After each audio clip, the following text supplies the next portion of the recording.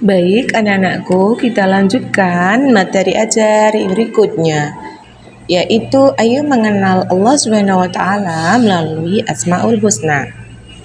Alokasi waktu 4 jam pelajaran pertemuan kedua ya, tahun ajaran 2024-2025. Baik, tujuan pembelajaran kita hari ini memahami beberapa Asmaul Husna, Al-Qawi, Al-Qayyum, Al-Muhyi, Al-Mumit, dan Al-Ba'id. Sebelumnya, apa itu Asmaul Husna? Mari kita mengenal Asmaul Husna terlebih dahulu. Asmaul Husna adalah kumpulan nama-nama baik dan indah yang dimiliki oleh Allah Subhanahu wa taala. Kata asma berarti nama, sedangkan husna artinya itu baik atau indah. Jadi Asmaul Husna secara harfiah berarti nama-nama yang baik. Baik, apa itu Al-Qayyu, apa itu Al-Qayyum, Al-Muhyi, Al-Mumit, dan Al-Ba'id? Yang pertama yaitu Al-Qawiyyu yang artinya maha kuat. Dalam Al-Quran, Al-Qayyu disebutkan sebanyak 11 kali, salah satunya di dalam Quran Surat Al-Anfal ayat 52, yang artinya sebagai berikut. Keadaan mereka serupa dengan keadaan pengikut Fir'aun dan orang-orang yang sebelum mereka. Mereka mengingkari ayat-ayat Allah, maka Allah menyiksa mereka disebabkan dosa-dosanya. Sesungguhnya Allah Maha Kuat, lagi sangat keras hukumannya. Quran Surat Al-Anfal ayat 52. Baik, berikutnya ada Al-Qayyum yang artinya Allah Maha Berdiri, Allah Maha Mandiri. Mohon maaf ya, Allah Maha Mandiri. Ya, sebagai pengingat, arti Al-Qayyum adalah salah satu sifat Allah yang dapat berdiri sendiri dan menjadi tempat bergantung semua makhluk yang ada di semesta ini. Ya. Berikutnya Al-Muhyi. Kata Al-Muhyi berasal dari kata hayya yang berarti hidup. Asmaul Husna Al-Muhyi berarti Allah Subhanahu wa taala Maha menghidupkan segala sesuatu.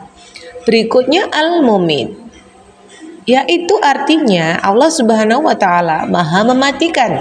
Bukti Allah Subhanahu wa taala bersifat Al-Mumit adalah Allah tidak pernah kesulitan mematikan hambanya.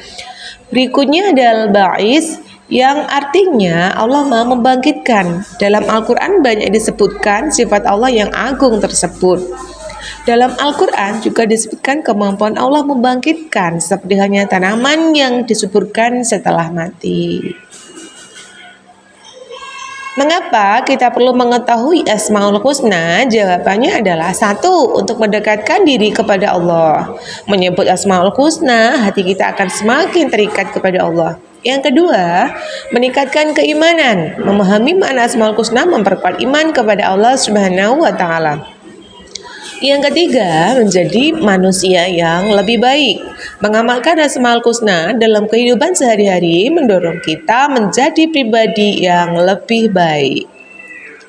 Selanjutnya, bagaimana cara mengamalkan Asmaul Husna? Yang perlu kalian catat yaitu ada beberapa cara untuk mengamalkan Asmaul Husna, antara lain yaitu 1. Membaca dan menghafalnya. Bacalah Asmaul Husna secara rutin dan usahakan untuk menghafalnya ya.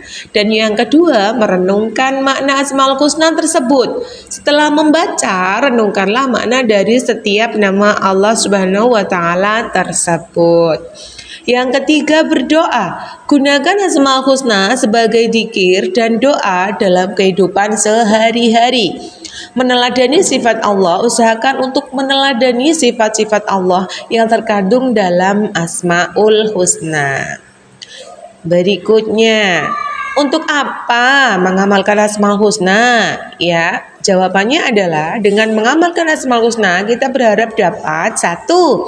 Ketenangan hati. Membaca Asmaul Husna dapat menenangkan hati yang gelisah dan memberikan rasa damai. Yang kedua, terhindar dari godaan syaitan. Dzikir Asmaul Husna adalah benteng yang kuat untuk menangkal godaan syaitan. Yang ketiga, memperoleh rezeki yang halal dan berkah. Allah Subhanahu wa taala akan memberikan rezeki yang halal dan berkah kepada hambanya yang senantiasa berzikir kepada Allah Subhanahu wa taala. Dan yang keempat, mendapatkan syafaat di hari kiamat. Orang-orang yang selalu berzikir dengan Asmaul Husna akan mendapat syafaat dari Allah Subhanahu wa taala pada hari kiamat. Baik, demikian ya Asmaul Husna, Al-Qawiyyu, Al-Qayyum, Al-Mumit, Al-Muhyi, dan Al-Bais. Terima kasih nenekku, selamat belajar.